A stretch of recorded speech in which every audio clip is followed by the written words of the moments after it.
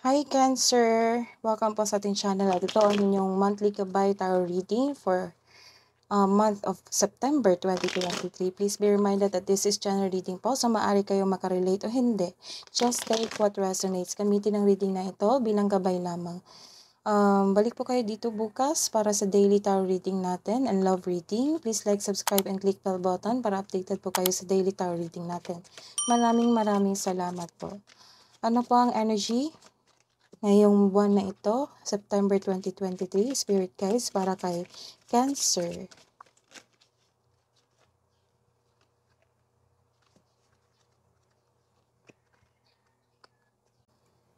So, you are busy on your work, sa inyong negosyo. May bagong kasanayan at kaalaman. This card reminds you na kapag ginawa mo ang gusto mo, mamahalin mo ang ginawa mo. Ang tagumpay sa pananalapi at seguridad ay produkto ng iyong pagsusumikap at desisyon. At ang taas ng iyong tagumpay ay nasa iyo. Keep up the great work. So you are busy sa iyong negosyo, sa iyong trabaho. Hard work at dedikasyon sa trabaho. What you have been studying or practicing will lead you to abundance. Trust that you can do anything. Set an intention so that you can achieve success through diligent work that you enjoy. So, sipag at tiyaga para may ma-harvest kayo soon sa magandang ani. This is a reverse card. You are hanging on your past. You are avoiding to change. Why? May gustong makipagkita sa inyo ngayon? Ngayong September 2023, this is your past person na nakarealize at gustong humingi ng tawad sa iyo. So, gusto niyang humingi ng sorry sa iyo. Siguro na-realize niya yung dating ginawa niyang mali sa iyo. May nakikita akong tao na hindi kontento sa kinikita niya ngayon o sa posisyon sa kanyang trabaho, or it might be gusto niyang mag-level up sa kanyang trabaho or sa buhay kaperahan. There is something better for you, kaya itong disappointment is temporary lamang po.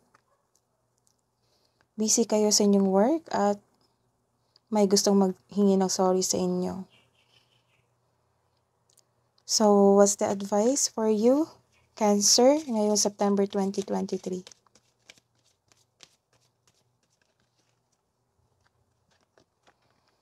Happy life, live a less guarded life. Trust your gut feeling, let your heart lead you to who you are. What's the career and money? Let's see your career and money, Cancer, ngayong September 2023.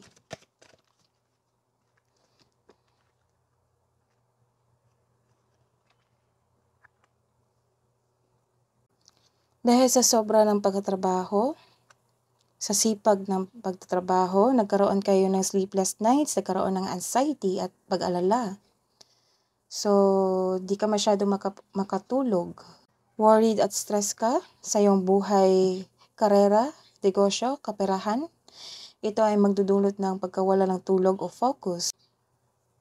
Bigyan ng oras ang iyong sarili na mag-relax, be calm, release your worries, matulog ng maayos para hindi magkaroon ng blockages.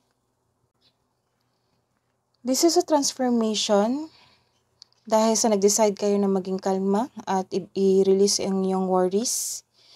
Nagkaroon kayo ng tamang tulog. So this is the confirmation, nagkaroon ng transformation, pagtanggap, a new cycle or ending ng cycle. May ganap na career change, paglilipat ng trabaho, workplace, or posisyon. Para sa negosyo, may balak kang itigil ang negosyo mo at magta-try ka ng bagong connected sa iyong passion. Pwede ring may end of contract sa business partnership. Sa kaperahan, this is a tough time pero huwag kang mag-alala.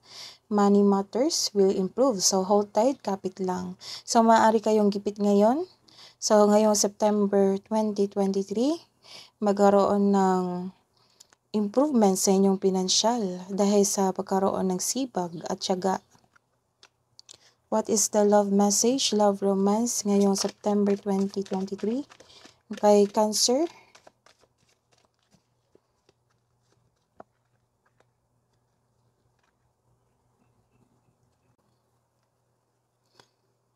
malakas ang inyong intuition ngayon. Or some of you, fertile. So, may chance ang mabuntis. Listen to your intuition. Kung mayroon kang emotional intelligence, this will lead you to the answers you need to romantic urges. So, mga single dyan at in a relationship, the advice is trust your feelings instead of overthinking or overanalyzing. So, this is the reverse card. Nagkaroon ng procrastination and lacking of a solid plan. Some of you makaka-receive ng hindi magandang balita galing sa iyong kapareha or mula sa inyo.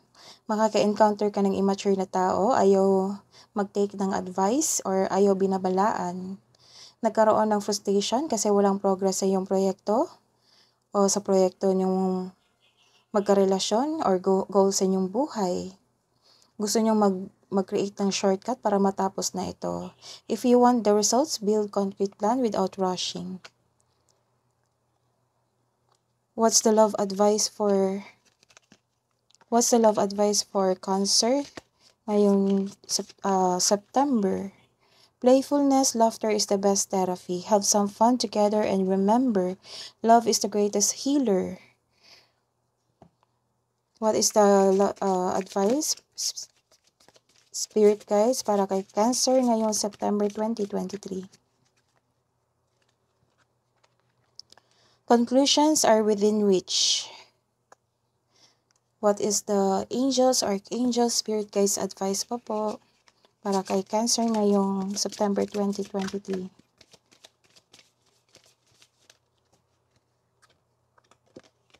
Message from Archangel Samael. Choose harmonious response. Act with wisdom and grace. That is your reading for this month, September. Cancer, balik po kayo dito bukas para sa daily tarot reading natin. May general reading tayo at love reading. So, scan lang kayo sa playlist natin. Please like, subscribe, and click bell button for notification para po updated kayo sa daily tarot reading natin. Maraming salamat po.